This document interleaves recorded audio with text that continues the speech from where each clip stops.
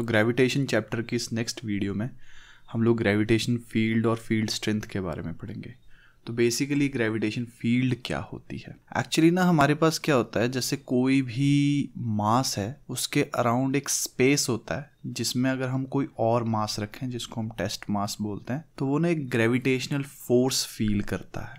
तो ये जो भी इनविजिबल स्पेस है किसी मास के अराउंड, जिसमें अगर कोई हम दूसरा मास रखें उस पर एक इनविजिबल फोर्स लगे, उस पर ग्रेविटेशन फोर्स लगे, उसको हम ग्रेविटेशनल फील्ड बोलते हैं। तो एक्चुअली में क्या होता है, जब ये टेस्ट मास मूव करता है ना एक पॉइंट से दूसरे पॉइंट तक, तो कुछ एक वर्क डन होता है, और ये वर्क डन किसकी वजह से होता है? ग्रेविटेशन फोर्स की वजह से होता है। अगर मैं मैथमेटिकली ग्रेविटेशन फील्ड की बात करूँ ना, तो ग्रेविटेशन फील्ड को ना दो फिजिकल क्वांटिटीज से हम रिप्रेजेंट करते हैं। वो जो दो फिजिकल क्वांटिटीज़ है उसमें से एक क्वांटिटी जो है वो वेक्टर है, जिसको हम ग्रेविटेशनल फील्ड स्ट्रेंथ भी बोलेंगे, और या फिर उसको इंटेंसिटी ऑफ ग्रेविटेशनल फील्ड भी बोलते हैं। इसको डिनोट करने के लिए सिंबल है हमारे पास ई, कैपिटल ई, और इसको कई बार हम ग्रेविटेशन फील्ड भी बोल देते हैं। जो दूसरी क्वांटिटी है जिससे हम हमारी ग्रेविटेशन फील्ड को रिप्रेजेंट करते हैं वो है ग्रेविटेशनल पोटेंशियल। ये क्वांटिटी एक स्केलर क्वांटिटी है, इसको हम v से डिनोट करते हैं, और एक्चुअली में ये वर्क डन के साथ लिंक है, इसी वजह से क्या बोलते हैं ना, ये स्केलर क्वांटिटी है। और इसमें हम क्या करते हैं, टेस्ट मास को एक पॉइंट से दूसरे पॉइंट तक मूव करने में जो वर्क डन हुआ है उसको कैलकुलेट करते हैं। तो सबसे पहले हम बात करते हैं जो हमारे पास ग्रेविटेशनल फील्ड को डिफाइन करने के लिए जो एक वेक्टर क्वांटिटी है, यानी कि हम ग्रेविटेशन फील्ड के बारे में बात करते हैं। तो जैसा कि हम जानते हैं ग्रेविटेशन फील्ड जो है वो एक्चुअली में क्या है, स्पेस है किसी प्लैनेट के अराउंड या फिर अर्थ के अराउंड, जिसमें जो कोई टेस्ट मास है ना वो फोर्स एक्सपीरियंस करता है।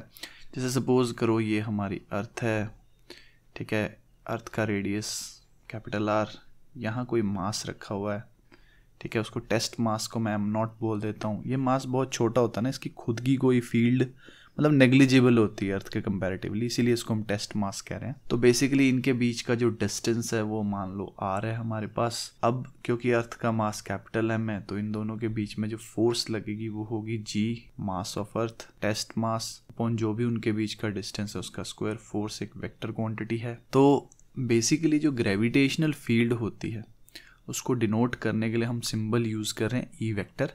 सो ई वेक्टर क्या है, जब हमारी जो फोर्स है उसको हम डिवाइड कर देंगे m0 से, यानी कि हमारे टेस्ट मास से डिवाइड कर देंगे, तो हमारे पास ग्रेविटेशन फील्ड निकल जाएगी। तो जो यूनिट बनेगी इसकी वो बनेगी न्यूटन पर केजी।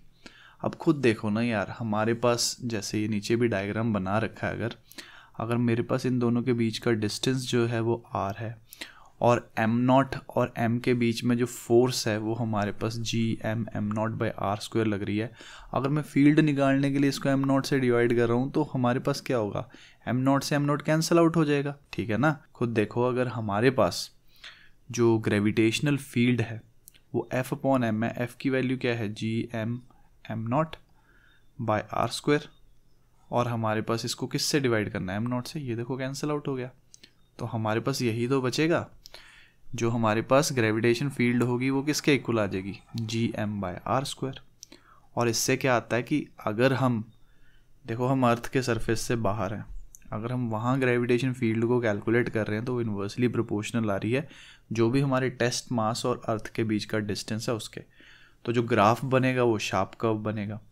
देखो ना, ये ग्राफ कैसा बन रहा है, शार्प कर्व बन रहा है हमारे पास। अब अगर मैं r की वैल्यू को इन्फिनिटी ले लूँ, यानी कि अगर टेस्ट मास रखा ही इन्फिनिटी पे हो, तो बेसिकली क्या होगा, फिर हमारे पास जो हमारी ग्रेविटेशन फील्ड है वो ज़ीरो हो जाएगी। तो इसी वजह से इन्फिनिटी पे हमारी ग्रेविटेशन फील्ड क्या आती है, ज़ीरो आती है। तो ये ग्रेविटेशनल फील्ड के बारे में ना, जैसे मैथमेटिकली इसको कैसे रिप्रेजेंट करते हैं वो सब चीज़ें मैंने बता दी हैं।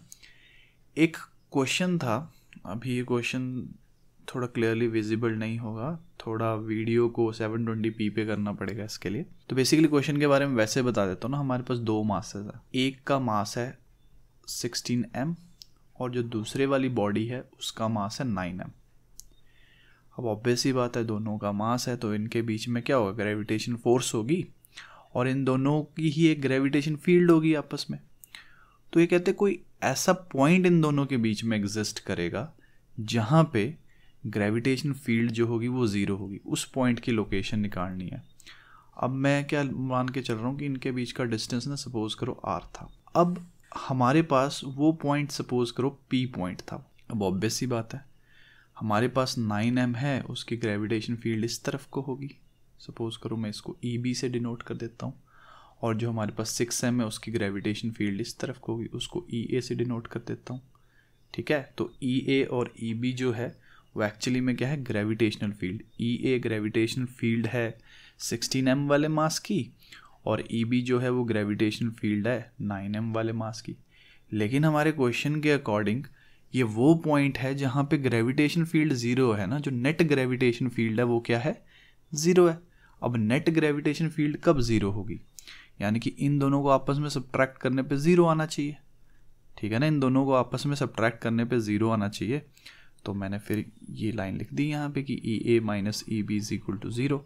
ट्रांसपोज करूँगा, इसका मतलब EA is equal to EB। अब हमें पता ही है कि ग्रेविटेशन फील्ड का फॉर्मूला क्या है, GM यानी मास ऑफ बॉडी अपॉन जो भी डिस्टेंस है उसका स्क्वायर। ठीक है, तो मैं क्या मान लेता हूँ इस केस में कि हमारे पास जो 16m से पॉइंट P तक का डिस्टेंस है वो x है, तो जो बाकी बचा हुआ डिस्टेंस वो कितना रह जाएगा, r माइनस एक्स। ठीक है, तो बस फिर फॉर्मूले में पुट कर दिया। हमारे पास जो ग्रेविटेशन फील्ड है 16m वाले मास की पॉइंट P पे वो क्या हो जाएगी, G मास है 16m अपॉन क्या हो जाएगा, x स्क्वायर।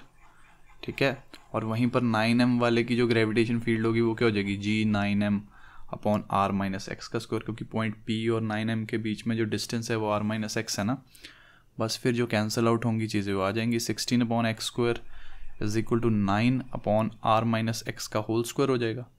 अब दोनों साइड स्क्वायर रूट ले लो, 16 का स्क्वायर रूट 4 होता है, एक्स स्क्वायर का स्क्वायर रूट x हो जाएगा, 9 का स्क्वायर रूट 3 होता है, और r माइनस एक्स का होल स्क्वायर जो होगा वो r माइनस एक्स आ जाएगा।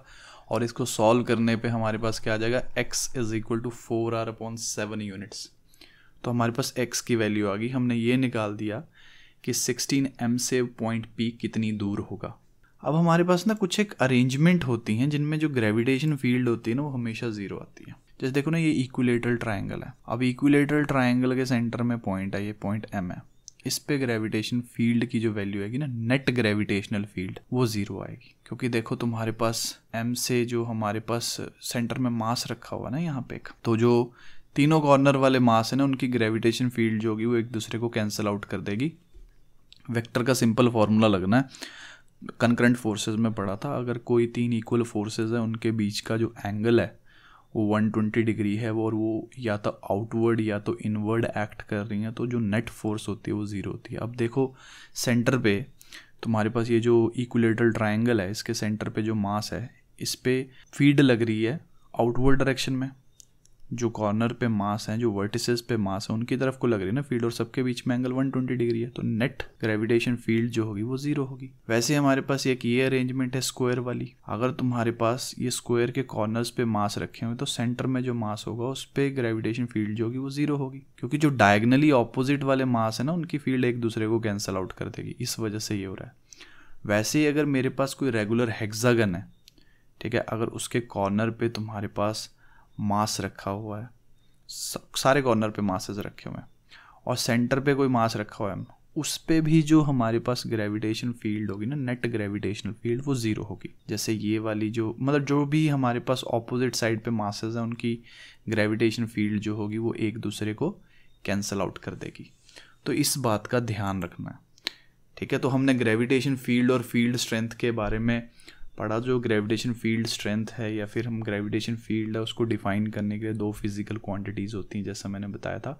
तो उन दो फिजिकल क्वांटिटीज़ में से जो वेक्टर क्वांटिटी वाला पार्ट था वो मैंने तुम्हें बता दिया कि ग्रेविटेशन फील्ड स्ट्रेंथ क्या होती है। जो आने वाली नेक्स्ट वीडियो होगी ना उसमें मैं तुम्हें ग्रेविटेशन पोटेंशियल के बारे में बताऊंगा।